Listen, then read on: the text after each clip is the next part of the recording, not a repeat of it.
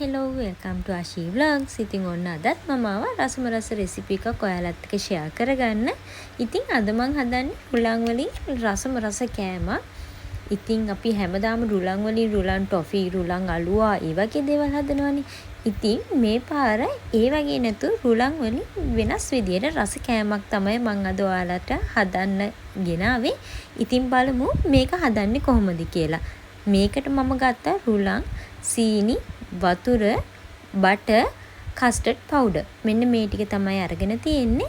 දැන් මම මුලින්ම කරන්නේ පෑන් එකක් ලිපේ තියලා ඒකට සීනි ටිකයි වතුර මිලිලීටර් 500කුයි එකතු කරගෙන හොඳට සීනි ටික දී වෙනකන් රත් කරගන්නවා. ඉතින් මේ රෙසිපි එකේ ඔක්කොම ඉන්ග්‍රීඩියන්ට්ස් ටික මම ඩිස්ක්‍රිප්ෂන් බොක්ස් එකේ දාලා තියන්නම්. ඔයාලා එතනින් මේකේ ප්‍රමාණවල හරියටම මේ විදිහටම ගන්න. ඒ වගේම මතක තියාගන්න මේක අඩු ගින්දරේ තමයි හදාගන්න ඕනේ. ඉතින් මෙන්න මේ විදිහට සීනි ඔක්කොම දිය වුණාට පස්සේ මම තව චුට්ටක් වෙලා ලිපේ තියාගන්නවා. මේ අතරේ මම කස්ටර්ඩ් එක හදාගන්නවා. මම තව වතුර මිලිලීටර් 120කට කස්ටර්ඩ් තේ හැඳි දෙකක් එකතු කරලා හොඳට කලවම් කරගන්නවා.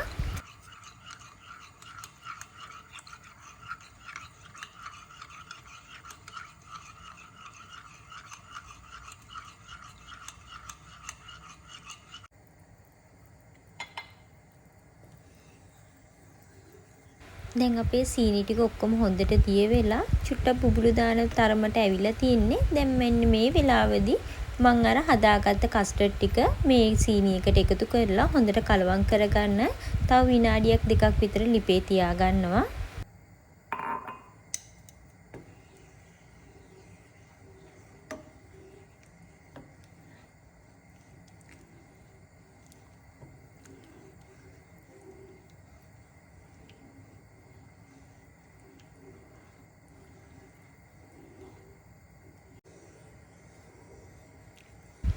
දැන් අපි හදාගෙන ඉවරයි මේ මිශ්‍රණය. දැන් මම මේක අයින් කරලා මම දැන් ට්‍රේ එක හදාගන්න තමයි හදන්නේ. අපි මිශ්‍රණය දාන ට්‍රේ එක අපි හදාගෙන ඉන්න ඕනේ මුලින්ම. මොකද මිශ්‍රණය හදපු ගමන් අපි ට්‍රේ එකට දාගන්න ඕනේ නිසා මම මේකට බටර් ටිකක් ගා ගන්නවා හොඳට. ඉතින් ඔයාලට බටර් නැත්නම් තෙල් උනත් මේ වෙලාවේදී පාවිච්චි කරන්න පුළුවන්.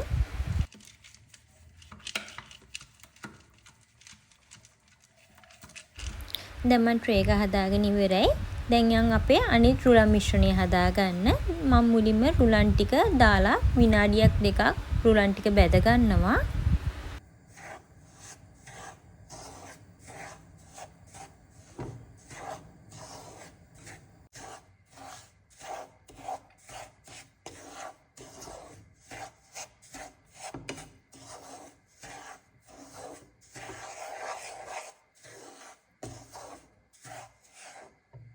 මේ විදිහට විනාඩියක් දෙකක් රුලන් ටික බැදගත්තට පස්සේ මම ඒකට එකතු කරගන්න අපේ බටර් ටික. ඉතින් බටර් ඔක්කොම එකපාර එකතු කරගන්නේ නැහැ. ටික ටික එකතු කරගෙන මෙන්න මේ විදිහට කලවම් කරගන්න ගමන් තමයි අපි මේක හදාගන්න ඕනේ.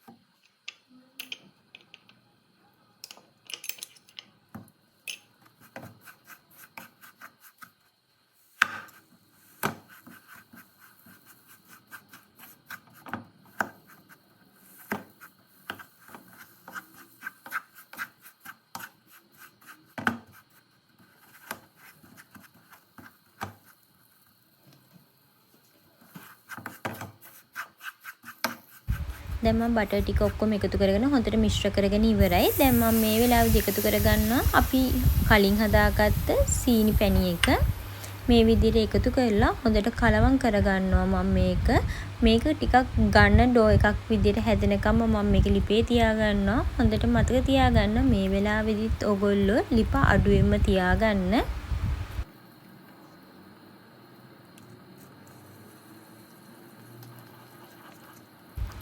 මම මේකට ෆුඩ් කලරින් කහ පාට ටිකකුත් එකතු කරගන්නවා. මේකේ පාට ටිකක් තව වැඩිපුර ගන්න ඕන නිසා. ඉතින් ඔයාලට අකමැති නම් ෆුඩ් කලරින් එකතු කරන්නේ නැතුව ඉන්නත් පුළුවන්.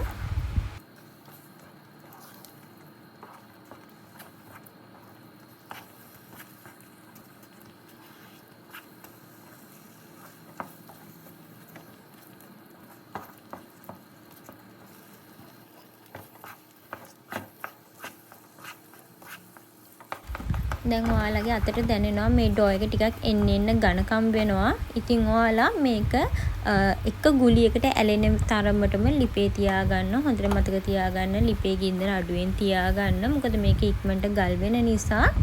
ඉතින් මේ වගේ එක ගුලියකට එනකම්ම එකට ඇලෙනකම්ම මේක අපි ලිපේ තියාගන්න ඕනේ.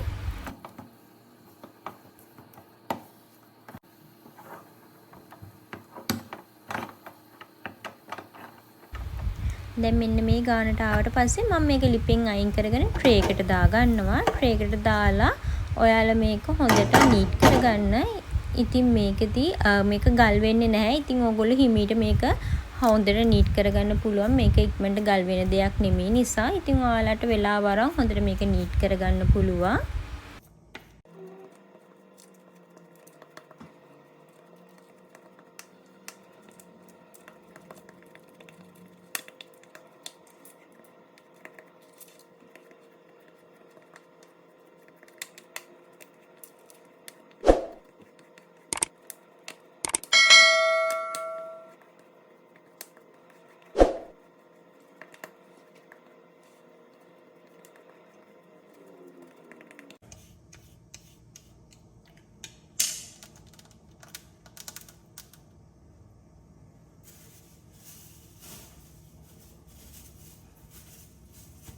මෙන්න මේ විදිහට නීට් කරගත්තට පස්සේ මම මේක ටික රස්නේ නිසා විනාඩි 5ක් 10ක් විතර රස්නේ අඩු වෙනකන් තියාගෙන ඉඳලා ෆ්‍රිජ් එකට දාගන්න.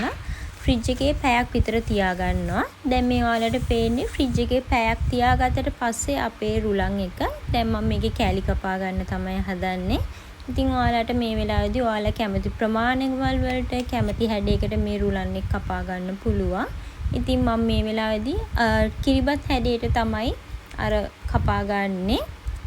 ඔයාලට කැමති නම් ඒ හැඩයටත් කපා ගන්න පුළුවන්. එහෙම නැත්නම් කොටු හැඩයට උනත් කපා ගන්න පුළුවන්.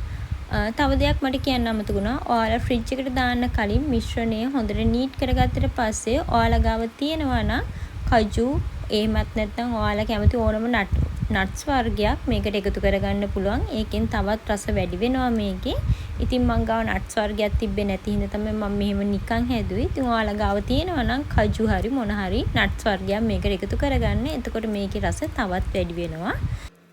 ඉතින් ඔන්න ඔය විදිහට තමයි රුලන් වලින් අපි රසම රස කෑම එකක් හදාගත්තේ. ඉතින් අනිවාර්යෙන් මේ පාර සිංහල අවුරුද්දට රුලන් ටොෆි, රුලන් අලුවා වගේ දේවල් හදන්න නැතුව මේ රෙසිපි එක try කරලා බලන්න. මං හිතනවා ඔයගොල්ලෝ මේ රෙසිපි එකට ආස වෙයි කියලා. ඉතින් රෙසිපි එක try කරලා කොහොමද කියලා කමෙන්ට් එකකුත් දාන්න.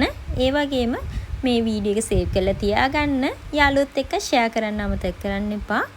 එහෙනම් මගේ වීඩියෝ එක හොඳයි නම් ලයික් එකක් දාන්න. කමෙන්ට් එකක් දාන්න අමතක කරන්න එපා. ඒ වගේම මගේ channel එක subscribe කරන්න අමතක කරන්නත් එපා.